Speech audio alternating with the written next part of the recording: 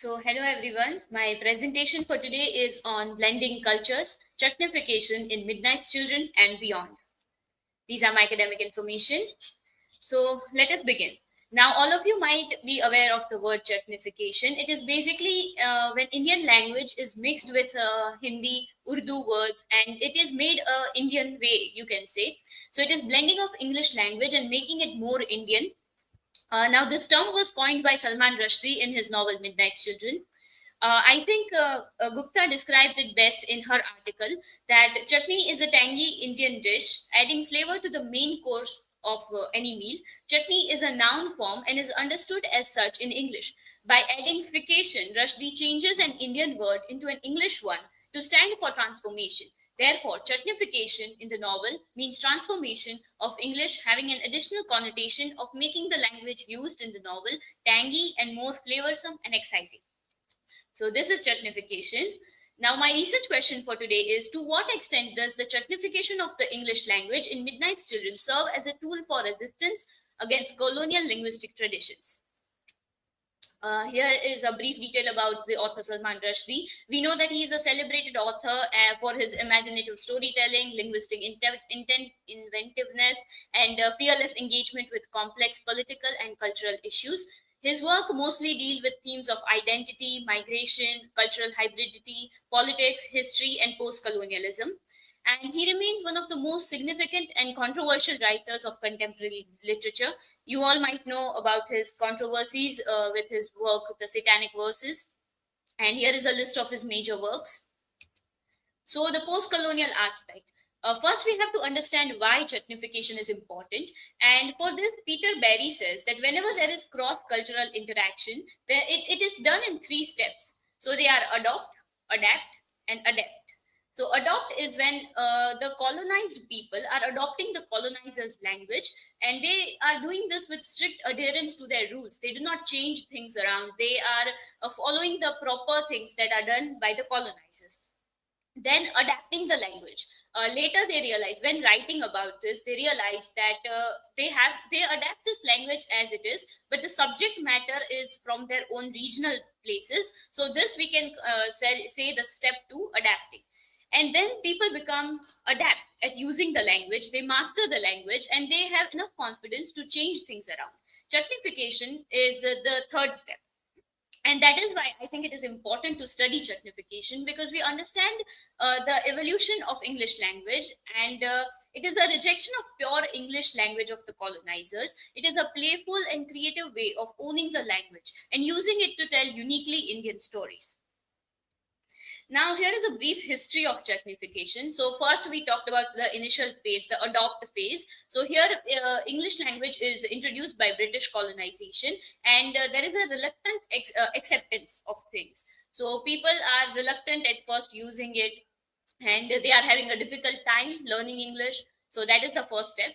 Then they underwent a process called pigeonization. Now, what is this?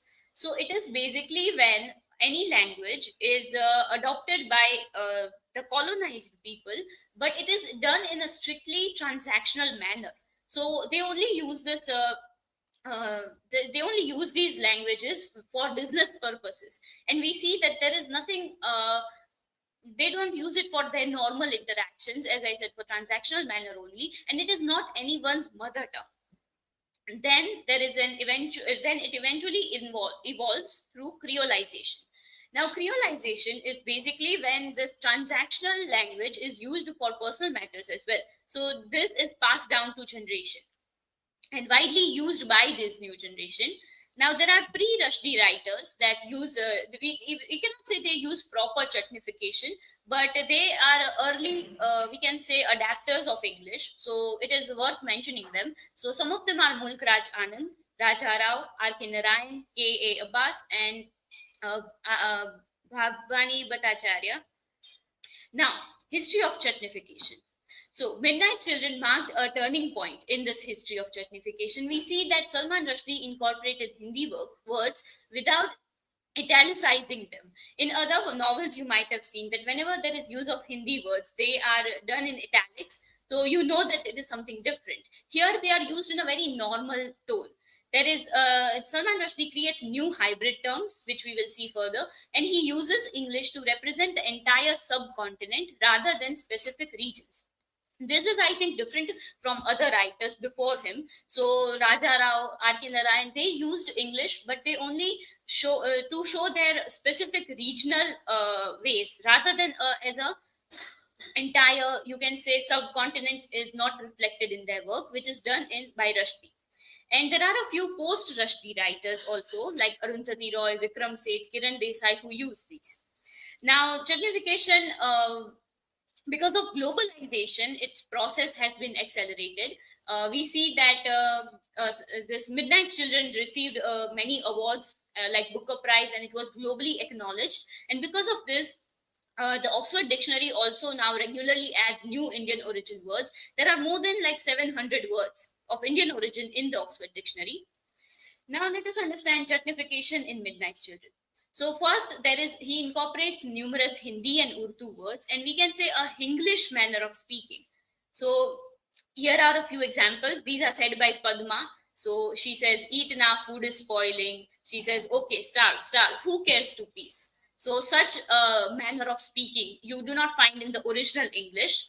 Then he creates unusual compound words. So if you see words like such and such, so there is no space in between them; they are combined.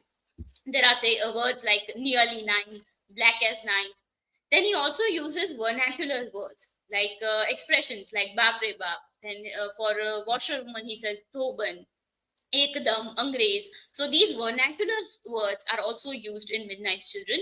Then there is the use of deliberate misspelling and grammatical variations. So we see words like doctory. So it is spelled in this manner. Then there is words like dupattale. So all of these are created by Rushdie in the process of chutnification. And Midnight Children employs vivid sensory and descriptive languages, and it makes the you can say the novel come alive just by his language. Now we can see chutnification in popular Indian culture. So we see it in mainstream media, and in a few examples that I find in Rajpal's article. So number one is in mainstream music. He gives the examples of songs of Honey Singh. So artists like them, they include Punjabi, Hindi, and English words. So we cannot say that. So this in here we see chutnification of songs, and they do not stick to only one language. Then there is chutnification in contemporary novels as well. So here the example of "To Whom It May Concern" by Sharik Iqbal is given. And we see chutnification in social media language, WhatsApp language as we call it. You might have seen that instead of writing the full word message, people would just write MSG. Instead of writing the word you, they just write the letter U. So this also comes under the part of chutnification. Now my favorite part from this was chutnification in movie titles. So here are a few examples of that. You see Fata poster, Nikla Hero, Love Aajkal, English Winglish, Jab We Met, I, Me or Main, Ek Tha Tiger. So here we see chutnification of the movie titles as well. Now we see, to conclude my presentation, we saw that post-colonial aspect of chutnification and how it is undermining linguistic hegemony. People are rejecting this pure idea of English. They are incorporating their own words and making English their own language. The journey of chutnification is actually the journey of identity formation. We find ourselves and who we are through this language. And use in Midnight Children and in popular culture, we saw how chutnification is used in all these. And chutnification comes as a deliberate act of resistance. Salman Rushdie takes this tool of dominance and he makes out of it his own self-expression, a mode of his own self-expression. So we see chutnification becomes a deliberate act of resisting, and there is reclaiming the language and decolonizing through it. So that was it for my side. From my side, these are my references, and thank you. Now for your questions.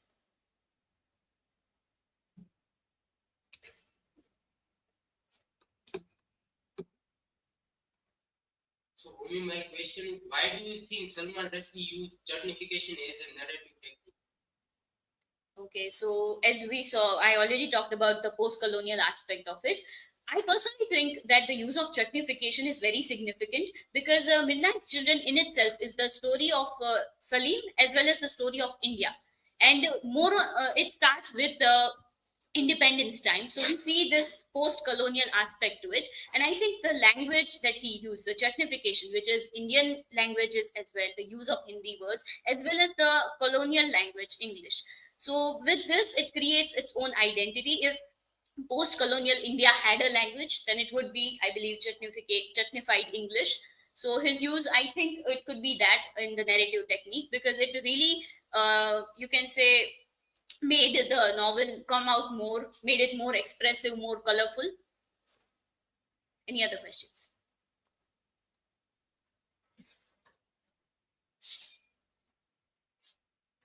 Only my question is, how is Rushdie's idea of chutnification differs from just making chutney, and how does this difference add the deeper meaning to the metaphor?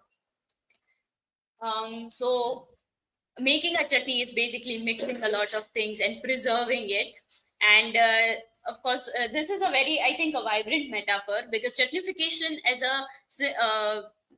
a process is also this. It is mixing other words in it and preserving the language for a longer time, and the preservation of, I think, our own language as well, because through these words they would live on in English language as well. So we see that. And deeper meaning in the metaphor, we can say, the mixture of language. I think when there is colonization, it is a difficult process for everyone, not more for the colonizers, but at least for the colonized people, it is a very difficult language, a difficult process.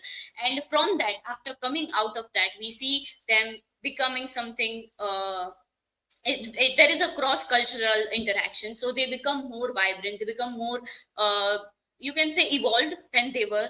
And this is, I think, also fits the metaphor, because if you see chutnification, it brings out more flavor than there already was in the raw material. So in the same way, I believe that chutnification is like a very positive outlook on post-colonialism. So it is that out of this bad thing, you can say, that happened, we have evolved, we have come out stronger, and it has made us more vibrant and more flavorful than we were before. So I hope that answers your question. And thank you so much.